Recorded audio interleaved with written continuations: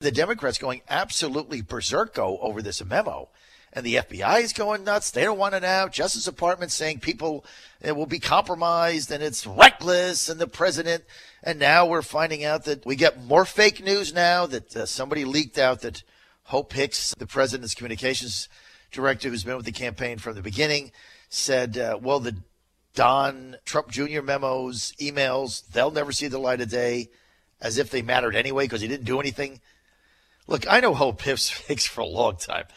I have worked with Hope Hicks for 15, 16, 17, 3 years, right? I mean, that is like not something she would do or say. I mean, do you ever see something and like you know the person and you're like, they would just never do that. That isn't even like how she talks. I mean, it's not even her style. So absolute fake news. I don't believe it. Even if it is, who cares, right? The email from Donald Trump Jr. is like Twinkie. Like, oh, we've got dirt on Clinton. Yeah, come on in. Let's have a meeting. I mean, come on. Give me a break. More fake news. Joining us now to break this memo down. So we got one general congressman saying it's bigger than Watergate. Sidney Powell. Oh, she was in the Justice Department. She's the author of the best-selling book, License to Lie. And she's a senior policy advisor with American First Policies. Sidney, great to have you. Thank you, John. It's always great to be with you and all your wonderful listeners. This memo, the Democrats and their legacy media offensive line going absolutely berserk today in not wanting it out, then discrediting it, the Justice Department saying, oh, bad things will happen, the FBI saying, well, we can't put it out because it's compromising, it's reckless.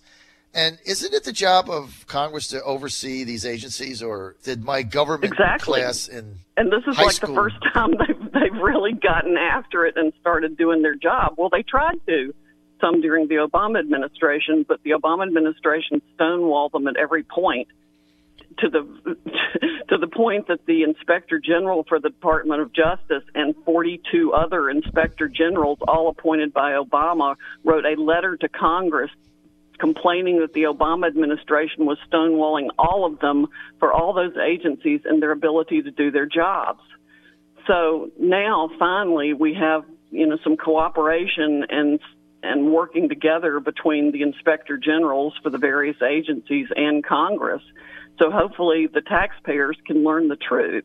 I'm sure the memo is going to come out. It's going to be a blockbuster by all indications. I've got an article on the Daily Caller called Time is Ticking Quickly as the Public Waits for the House Memo.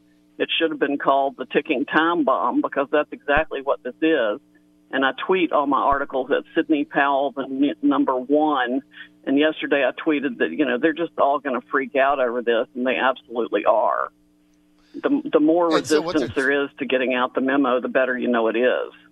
Well, that's exactly it. I mean, and obviously, of course, CNN and the other fake newsers, they're all saying, look, this is reckless. And I heard Chris Cuomo of New Day today say a number of times, look, the president's own Justice Department says it's reckless. The president's own FBI director says it's compromising and shouldn't get out. And it absolutely should not be released. Now they're saying, well, it got doctored by Nunes. Then they're saying it got written by the White House. If it's not true, what do they care? Right. Yes, well, it's definitely true. It comes from the actual documents that the committee has reviewed. And part of that, I would direct everybody to my articles at the Daily Caller, because in one of them, I think it was a few days ago, released the memo. I linked the FISA court decision that came out months ago and was unsealed. Those are usually super secret decisions, but this one was unsealed, and it reflects that the court found, and the government even admitted, that the FBI had far exceeded its capabilities under FISA, violated all kinds of rules to the point it created serious Fourth Amendment issues against search and seizure of information belonging to Americans. And the court just was irate at what the FBI had done and found that even it had been a deliberate decision reviewed by FBI lawyers to do this. So that implicates Comey, Bill Priestap, a name you never hear, who was Comey's head of counterintelligence and oversaw Peter Strzok. And, of course, we've got the Strzok and Page texts that indicate a lot, and we've only seen a few of those. I mean, there's scads of information out there already that you can put together almost everything that's going to be in the memo. And, you know, if you know who these players are, you can even add some names to it. My guess is the memo includes some more names that we haven't been actually tagged, like probably Rod Rosenstein, who rumor has it extended the surveillance into the presidency, if not the transition. Well, I think it went through the transition and into the presidency, obviously, or he wouldn't have been able to extend it because he had to be deputy AG to do that. You know, and somebody high up in the FBI and the Department of Justice had to vouch for all this before the FISA court. And my guess is that Judge Contreras, who took Flynn's guilty plea, was the FISA judge who signed off on this. Otherwise, he would not have suddenly recused himself or been forced to recuse several months ago. I wonder how he's reacting to all this. What do you think? Yeah, I would imagine he is pretty burned up. And I think it's going to provide reason for Flynn to withdraw his guilty plea. And it should provide enough for the whole Mueller investigation to be shut down. They're looking at the wrong presidential candidate, to put it mildly. Well, and again, as just to clarify for our audience, Sidney Powell is conjecturing that the FISA court judge was Judge Contreras. So we don't know who the judge was. So I just want to make that clear. That is conjecture. Certainly the evidence might lead to that, but we don't know. Right. We're with Sidney Powell. She is a senior policy advisor of America First Policy. She's also author of the best-selling book, License to Lie. You can buy that on Amazon. You want to check that out. Absolute must-read. Sidney, let's get to this other statement now that is all over the legacy media today, as if it's another obstruction of justice piece of wood they have. Allegedly, President Trump saying to Deputy Attorney General Rod Rosenstein, "Are you on my team?" Do you find that an odd question to ask the president, to ask the second in command of a Justice Department that he's trying to overhaul? No, certainly not after Comey just went out and leaked classified information and recorded memos of their conversations and then, you know, got that to his friend at Columbia and got it into the press. The president has a right to expect people that work in the executive branch to abide by executive privilege and honor the law, neither of which, of course, Mr. Comey did.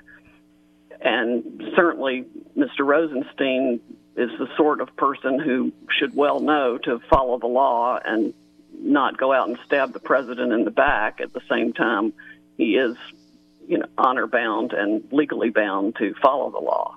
I think that's all Trump was asking. So your deputy attorney general in an administration that is really trying to drain the swamp, they're looking at immigration reform, border security, a lot of the things that the Justice Department is involved in.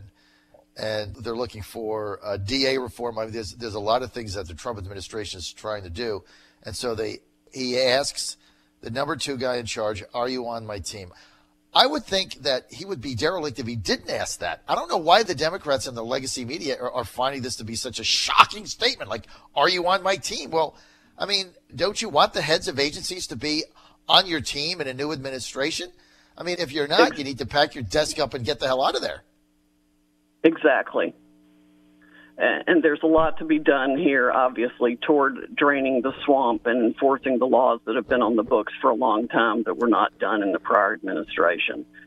This administration and every administration wants team players, not backstabbers. They want team players, not backstabbers. I mean, that was Loretta Lynch. Was she not on Obama's team? Right? Was right. Eric Holder not on Obama's team? I mean, yeah, of course, Eric Holder was known as Obama's enforcer. They were such good friends. They thought exactly alike on everything. And of course, John Kennedy had his brother Bobby as Attorney General. You think they weren't on the same team? I mean, it's just, I don't know who you would not ask that question to. who was second in charge of they're any just agency. grasping for straws. The whole obstruction thing is a bunch of hooey because the president can hire and fire any of them at any time, and that's not going to change the course of the investigation that's going on now. But the truth that's going to come out, I think, will dramatically change the course of it. And the truth does have a way of coming out. Right. And look, wouldn't you agree that the reason the FBI and the Justice Department don't want this memo released is because it's damning to them, right? So obviously you don't want something negative on your agency released, right? Apparently they don't. I thought were putting people in both those places who did want to get to the truth, and I'm very concerned about the opposition to release of the memo just for that very reason. I mean, I want Christopher Wray to clean up the FBI, and I'm pretty sure the president did and does too, and the same with Mr. Rosenstein and the Department of Justice. But instead, they're resisting all of it and trying to cover their own you-know-what. And that's just not helpful. It's not going to restore public confidence in those institutions. Sunlight is by far and away the best disinfectant, along with Clorox and fire hoses, which I've suggested are needed for both agencies. So here's another topic, and then we have to go. But I just find this has been an amazing day for me, just looking at the news coming in as we're on the air, and it's just head scratcher from one to the next. So the Democrats now in the House saying that they are going to run on a platform of repealing the president's tax cut package. That just out today. I'm not kidding you. That's great. I hope I'm not kidding you. I hope they run on that platform. Dems vow to repeal GOP tax law. This just out. It came out in the newspaper, The Hill, 5 minutes ago. Democrats are vowing to undo parts of President Trump's tax code, and they're going to run in November in a unified platform that if they take control, they will undo the president's tax reform plan. So they're going to be running on getting rid of tax reform. That's brilliant. If Trump were encouraging people to breathe air, they would oppose it. I mean, I thought it was reading The Onion. I mean, I had to look and say, did somebody send this to the... Because why would you be running against a tax cut where people are getting $80, $90, $100, $200 in their paychecks, like starting now, and then when they start looking at the less taxes they're going to pay, it's big dollars. And there was a study done, and a majority of everybody in every congressional district in the United States saves money, right? Everybody. It's like 90%. And they're going to run on repealing it. I mean, it's insane. I love it. Like I said, I really hope they do that. And I think they ought to oppose breathing air while they're at it. That's right, oppose breathing air. It's unbelievable. It's going to be a fun time to see what happens. Sidney Powell, thanks for being with us. We're out of time today. You can follow Sidney on Twitter. At Sidney Powell, the number 1, and it's Sidney. And please do read and share my article on the Daily Caller on Time is Ticking.